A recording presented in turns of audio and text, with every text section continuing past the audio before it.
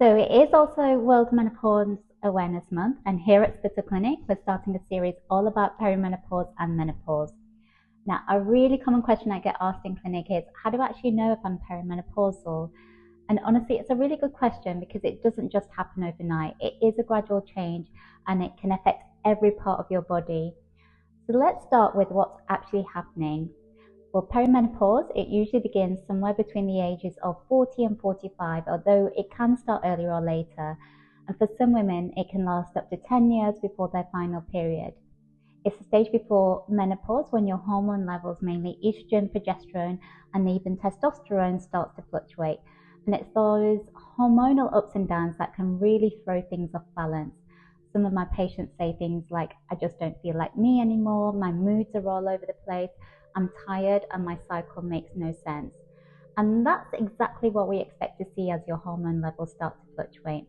Now, some of the symptoms can be fairly subtle, and at first you may just notice that your period starts becoming irregular. Sometimes it may be heavier, sometimes lighter, and sometimes you might actually skip a month altogether. You may also get the typical hot flushes, night sweats, or feel like your internal thermostat has just gone haywire. But because estrogen receptors are found throughout the body, the symptoms can be really wide-ranging and actually affect you from your head to your toe. A lot of women notice they start feeling more anxious, perhaps brain fog, maybe some word finding difficulty. Some women tell me that their confidence usually dips at this stage. You may notice that your sleep becomes disrupted. You may notice that your skin feels drier, your eyes feel dry, and some women complain of a metallic taste sensation in their mouth, maybe some tingling sensations in their hands and their feet. And then, of course, there's the gynecological symptoms such as vaginal dryness, soreness. Sex may be more painful. Women may notice a reduced libido, and they may actually notice some more frequent urinary tract infections at this time. You might also notice that the next time you go for your smear test, it's more uncomfortable. So for a lot of women, the symptoms can be quite vague, and hence why at this point, women may often ask, can I just have a blood test to check if I am perimenopausal? But according to the British Menopause Society and NICE guidelines, a blood test to check follicle-stimulating hormone, which is the hormone that's elevated after menopause, isn't routinely recommended to diagnose perimenopause or menopause in otherwise healthy women aged 45 and over who aren't on hormonal contraception. And that's because hormone levels can swing up and down from day to day, so a single blood test really just gives us a snapshot in time and doesn't give us a whole story about what is happening with you. Instead, we make a diagnosis based on your symptoms and medical history, which gives us a much clearer idea.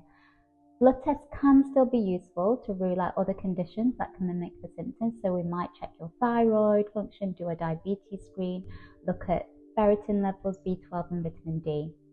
Now, if you are under 45 or if you've had a hysterectomy but you've still got your ovaries and you're on hormonal contraception and don't have your periods, we might check your FSH to help clarify what's going on or to rule out premature ovarian insufficiency, which affects about 1 in 100 women under the age of 40.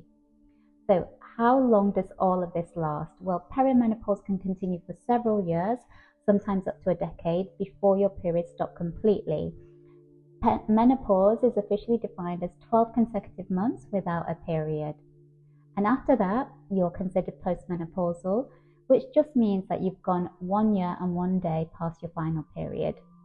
And that phase continues for life. So, if this sounds familiar to you, one of the best things that you can do for yourself, and that's also really helpful for your doctor, is to make a diary for about 3 months or so, track your cycles, write down what's happening with your periods, sleep, mood. You can use an app or just jot it down in a notebook. It's also worth knowing that women from Black and Asian backgrounds often experience perimenopausal symptoms about 2 to 5 years earlier than white women, so sometimes with a slightly different symptom pattern also. So understanding your own baseline, understanding your own body is really important.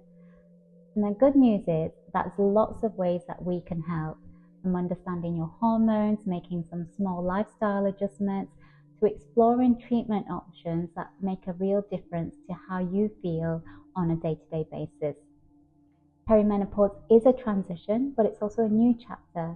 And it's about getting to know your body in a new way with the right support. You can feel well, balance, and confident through it. Over the next few weeks, we will be sharing more about managing your symptoms and helping to support you through this journey.